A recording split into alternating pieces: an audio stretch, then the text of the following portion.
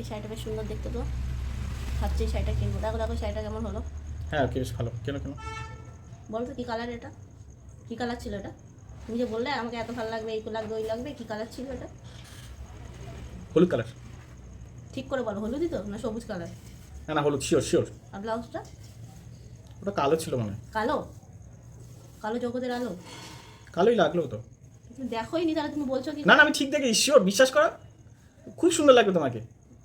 সবই সুন্দর লাগবে, না দেখে সবই সুন্দর বল। ওটা ওটা ইয়ে ছিল, কি কালার ছিল?